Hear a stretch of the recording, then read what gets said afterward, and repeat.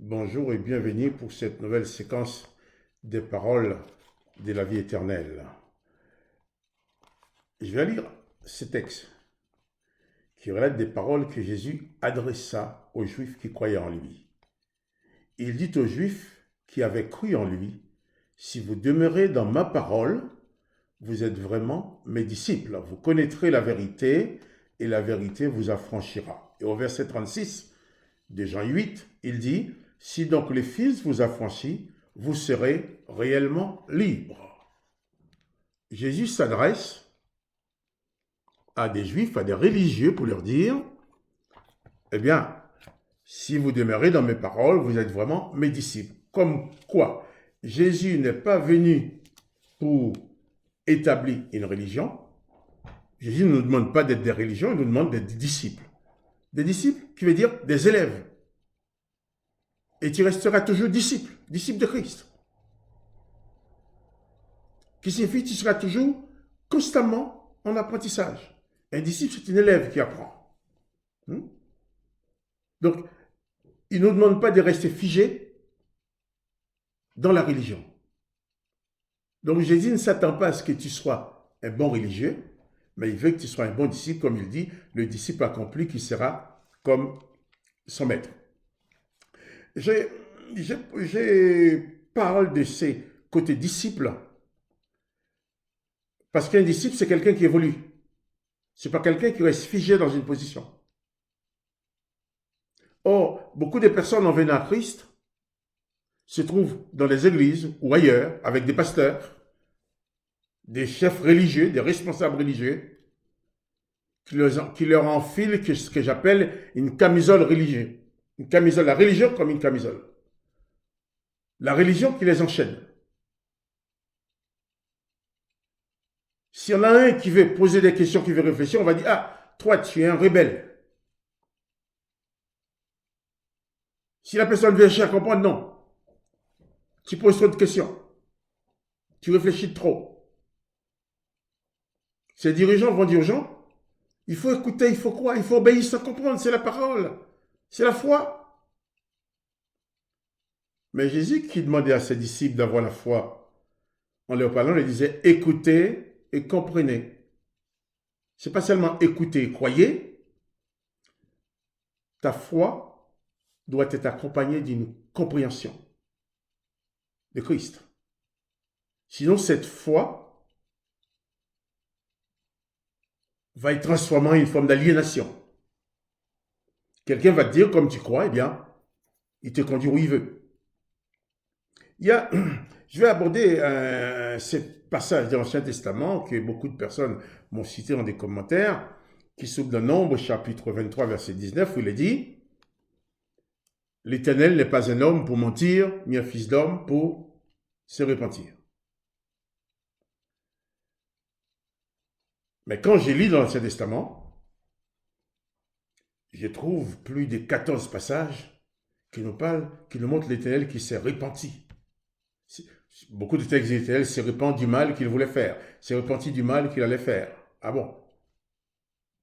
Donc, dans l'Ancien Testament, nous trouvons tout et son contraire. L'Éternel n'est pas un Dieu pour mentir, mais l'Éternel envoie lui-même ses propres esprits des mensonges sur les gens pour les faire mentir.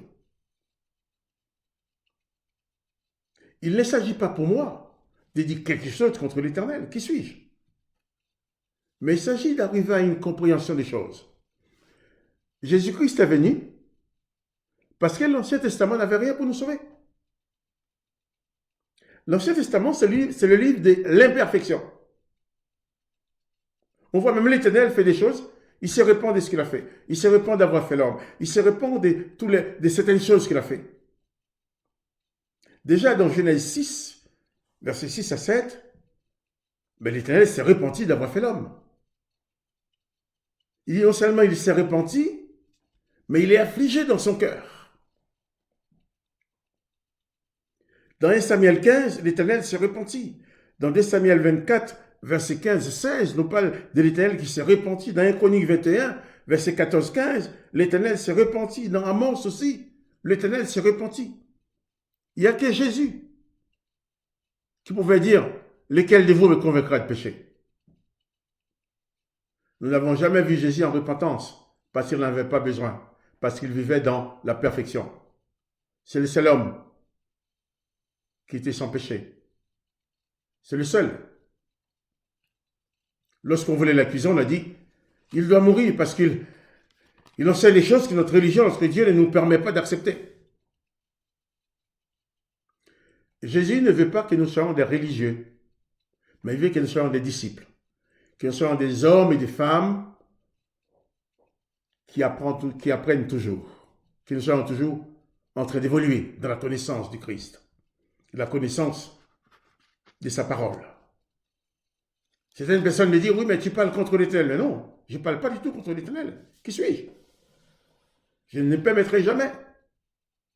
Mais j'ai dit ce qui est écrit. Quand j'ai lu les textes, qu'ils soient dans l'Ancien ou dans le Nouveau Testament, je suis un lecteur. Je ne suis pas responsable du texte. Et l'Éternel ne s'est jamais caché de ce qu'il est. Il n'avait pas de raison.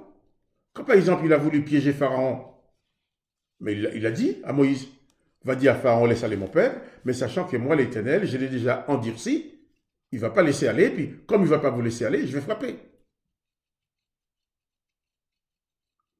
Jésus, c'est la perfection. Le Nouveau Testament, c'est lui de la perfection. Jésus-Christ parlait de la loi en disant qu'il n'abolissait pas la loi, parce que la loi est bonne, la loi est parfaite. Mais il a aboli toutes les ordonnances que l'Éternel avait données au peuple, ces ordonnances-là qui étaient tous opposées à la loi. Et après, Jésus va dire, vous avez appris qu'il a été dit, tu aimeras ton prochain, tu aimeras ton ennemi, mais moi je te demande d'aimer ton ennemi, faire du bien à ceux qui te font du mal.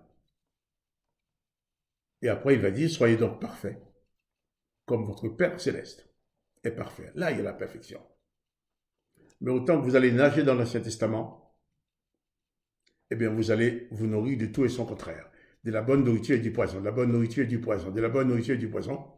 Et à la fin, tu ne sauras pas de quel esprit tu es animé. Tu risques de faire comme Jacques et Jean, qui ont demandé à Jésus de faire comme Élie, de commander que le feu descende du ciel et brûle les Samaritains.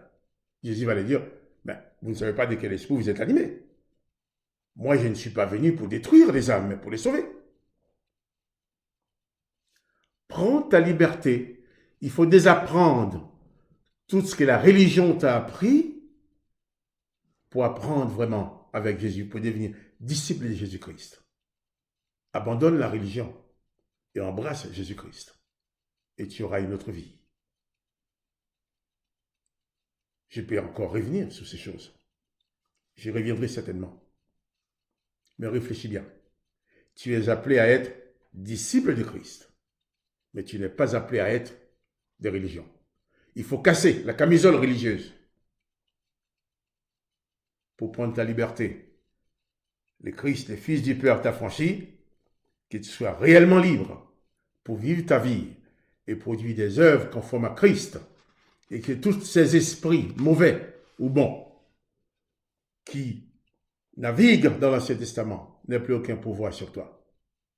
Que le nom du Christ soit béni, que la bénédiction du Christ soit sur toi. N'hésite pas d'écrire tes commentaires, de poser des questions. Je prendrai toujours le temps de répondre. Soyez bénis et soyez tous des disciples de Christ. On abandonne la religion pour devenir disciples de Jésus-Christ et produire des œuvres conformes au Christ. Que son nom soit béni. À bientôt pour une autre séquence des paroles de la vie éternelle. C'était donc Marc Joseph.